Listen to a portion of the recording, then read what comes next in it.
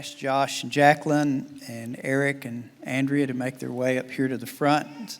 Stand down here in front of the stage, please. As we have seen, every member is called to the ministry. But the ascended Christ gives gifts to his church, and today he has given us 2 more gifts. We get to install 2 new elders, Eric Richardson and Josh Cornett. We believe they meet the biblical qualifications found in 1 Timothy 3 and Titus 1. These men have been through an intensive training process over the past years. They've read hundreds and maybe thousands of pages of material. They've met with elders. They've been questioned. They've come to elder meetings to see what that was like. And we're presenting them to the church today to be installed as 2 new elders. So, brothers, I'd ask if you would face me. Your wives can face me too. It's okay. So I'm going to read these vows, and I'm going to ask you to respond. Do you reaffirm your faith in Jesus Christ, your Savior, acknowledge him Lord of all and head of the church, and through him believe in one God eternally existing in 3 persons, Father, Son, and Holy Spirit? Do you believe the entirety of the Bible, consisting of both Old and New Testaments, to be the Word of God, free from error in the original words, authored under the inspiration of the Holy Spirit, fully authoritative in all matters, incapable of being wrong, and always accomplishing its purposes? Do you sincerely believe, receive, and adopt the primary beliefs of our church as expressed in the Baptist Faith and Message 2000 as reliable explanations of what the Bible teaches us to believe and do? And if at any time you find yourself in disagreement with them, will you make this known to your fellow elders? Will you fulfill your office and duties in obedience to Jesus Christ, being continually guided by the Holy Spirit under the authority of the Bible? And will you endeavor by the grace of God to honor Christ and the gospel, keeping a close watch on your life and doctrine? Do you promise to be zealous and faithful in promoting the truths of the gospel and the peace, unity, and purity of the church, whatever persecution or opposition may arise against you on that account? Acts 20, verse 28 says, "Pay careful attention to yourselves and to all the flock, in which the Holy Spirit has made you overseers, to care for the church of God, which he obtained with his own blood." Are you now willing to take personal responsibility in the life of this congregation as elders, to oversee the ministry and resources of the church, and to devote yourself to prayer, the ministry of the word, and the shepherding of God's flock, relying upon the grace of God in such a way that Southside Baptist Church will be blessed?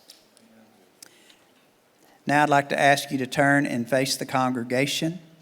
Congregation, I have a couple of questions for you, and I'd ask you to respond to each one.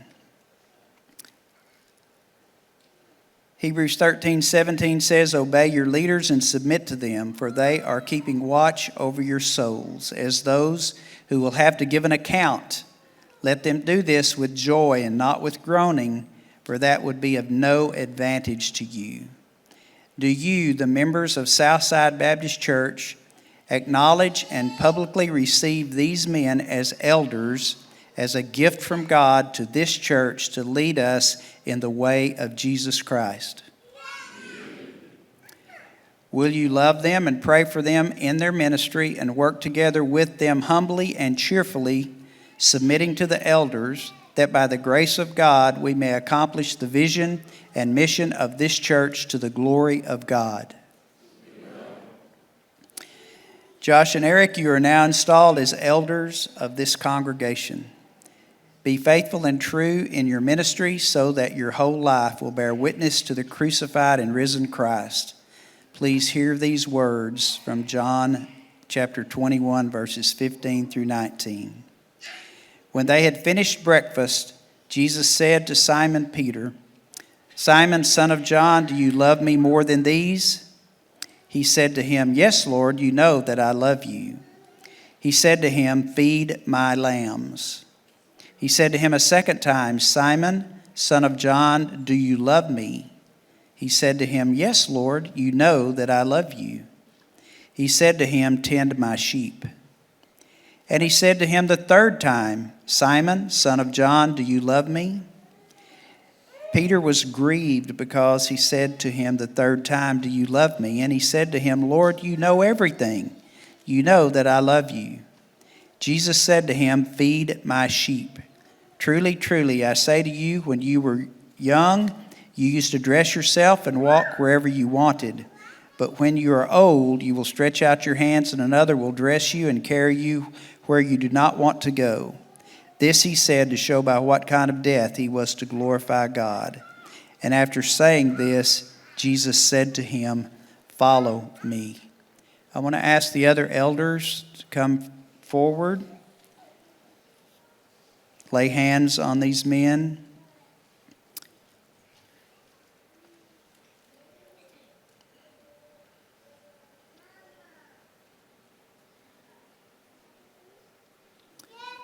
And Samuel's going to lead us in this prayer. Pray with me, please.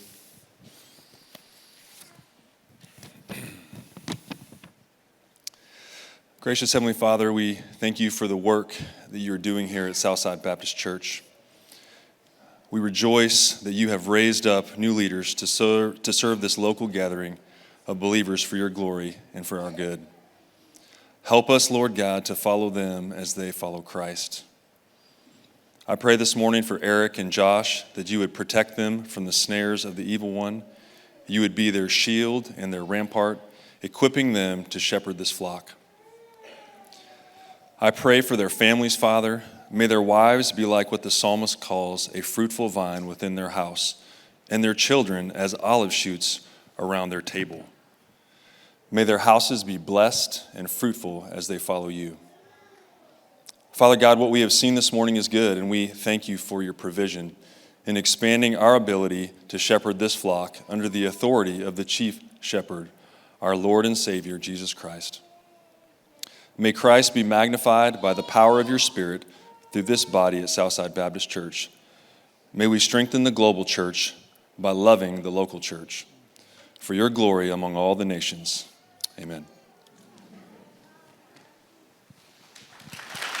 Amen.